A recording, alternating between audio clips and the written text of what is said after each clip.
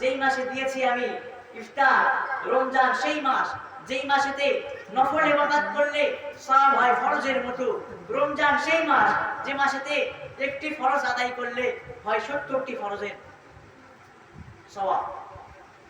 এটাই হলো রমজান মাস।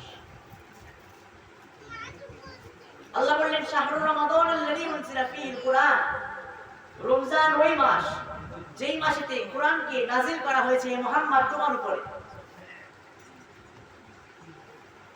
কোরআন কি?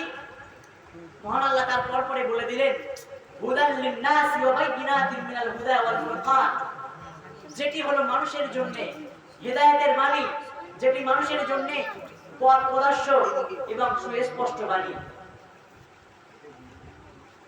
ফামান শাহিদা মিনকুমুশ শাহরা ফালিয়াসুম, হাই হতভাগা আমার বান্দারা শুনে রাখ, তোদের মধ্যে থেকে যে ব্যক্তি এই রমজান মাস পেল ফালিয়াসুম, সে যেন হতভাগার মধ্যে খাওয়া দাওয়া করে ঘোরে না, সে যেন 8-10টি মানুষের মতো বেধর্মীদের মতো দিনের বেলা খাওয়া পান করে না, সে যেন ফালিয়াসুম, সে যেন রোজা রাখে।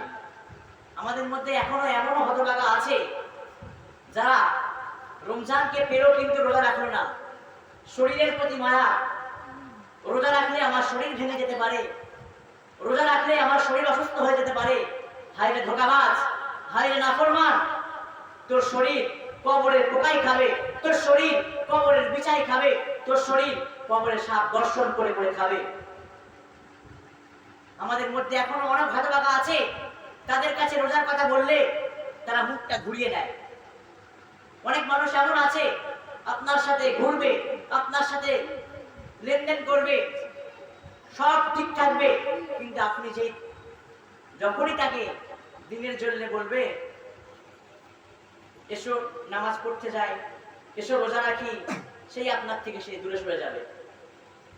তাই আমরা যারা রোজার মাস পেয়েছি আমরা হতভাগার মতো বাড়িতে বসে না থেকে, হতভাগার মতো রোজা না রেখে, না ঘুরে আমরা সকলে রোজা রাখার চেষ্টা করি। এই মাস চলে গেলে আর পাবো না, এই মাস কখনো আমরা আর ফিরে পাবো না। আবার আল্লাহ যদি বাঁচায় আবার 11টি মাস পরে ফিরে পাবো। আল্লাহ রাসূল সাল্লাল্লাহু আলাইহি ওয়াসাল্লাম বললেন আস-সাওমু জান্নাতুন, যেদিন কিয়ামতের ময়দানে সূর্যটি ঠিক মাথার উপরে আসবে, যেদিন কিয়ামতের ময়দানে মানুষ ঘামের মধ্যে সাদা কাটতে থাকবে, যেদিন কিয়ামতের ময়দানে পিতা সন্তানকে দেখে পালাবে, মাতা তার কলিজার টুকরা সেই বাচ্চাদেরকে দেখে পালাবে, স্ত্রী স্বামীকে রেখে পালাবে, সেদিন রাসূল বললেন সেদিন নাজাত দেওয়ার মতো কোনো উপায় নেই, একটি মাত্র উপায় আছে, আস-সাওমু জান্নাতুন। যুদ্ধ করতে গেলে যেমন ঢালের প্রয়োজন হয়, যুদ্ধ থেকে রক্ষা পেতে যেমন ঢালের প্রয়োজন হয়, ঠিক তেমনি রোজা হলো এমন একটি জিনিস যেদিন কিয়ামতের ময়দানে কেউ কারো হবে না, সেই দিনই আপনার কিন্তু জাহান্নামের আগুন থেকে এই রোজাই ঢাল হিসেবে কাজ করবে। সময় সংক্ষেপ, এই জন্য দুঃখিত, সংক্ষিপ্ত আকারে আলোচনা করলাম। এখন আপনাদের সম্মুখে আমার চেয়ে অনেক গণ্যমান্য ব্যক্তিরা বক্তৃতা রাখবেন, এই বলে আমি আমার বক্তৃতা করছি। আসসালামু আলাইকুম ওয়া রাহমাতুল্লাহি ওয়া বারাকাতুহু।